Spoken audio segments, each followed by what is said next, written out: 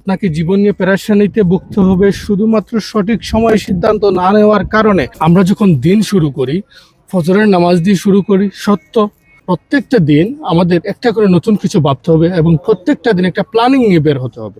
তখনই আমরা একটা সময় আমরা। আসসালামু আলাইকুম মাই ডিয়ার ফ্রেন্ডস, সবাই কেমন আছেন? আপনাকে জীবন নিয়ে প্রচুর পেরেশানিতে ভুগতে হবে, প্রচুর প্রচুর ডিপ্রেশনে ভুগতে হবে। কেন জানেন? শুধুমাত্র আপনার অসময়ে রিল্যাক্স এবং অসময়ে রেস্ট নেওয়ার কারণে। প্রিয় বন্ধুগণ, বয়স আপনার 20, আপনার এখনো কোনো স্কিল নাই। বয়স আপনার 22, এখনো কোনো স্কিল নাই। বয়স আপনার 25, এখনো কোনো স্কিল নাই। প্রিয় বন্ধুগণ, আমি কন্টিনিউ আপনাদেরকে যে মোটিভেশন করব, সেই মোটিভেশনাল স্পিকার আমি নই। বিকজ আমি জাস্ট আপনাকে পরামর্শ দিচ্ছি অ্যাজ এ কনসালটেন্ট হিসাবে। হোয়াই? বিকজ আমি চাই আপনি একটা ভালো পজিশনে যান, আমি চাই আপনি ভালো ইনকাম করুন, আমি চাই আপনার ভালো লাইফ হোক।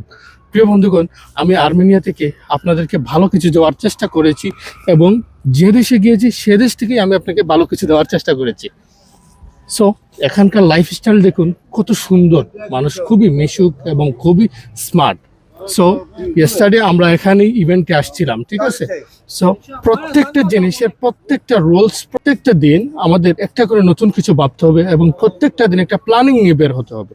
তখনই আমরা একটা সময় আমরা সাকসেস হয়ে যাব। কেন জানেন? উইদাউট প্ল্যানিং কোনো কিছু হয় না ভাই। Without planning not possible. How? Planning করতে হবে এবং যে থেকে সঠিক পরামর্শ পাওয়া যায় তার কাছে যাবেন। যে কোম্পানিতে সঠিক সার্ভিস পাওয়া যায় তার কাছে যাবেন। ভালো থাকবেন, সুস্থ থাকবেন। আল্লাহ হাফেজ। তাকে জীবন নিয়ে পেরেশানিতে ভুগতে হবে শুধুমাত্র সঠিক সময়ে সিদ্ধান্ত না নেওয়ার কারণে। ধন্যবাদ। আল্লাহ হাফেজ।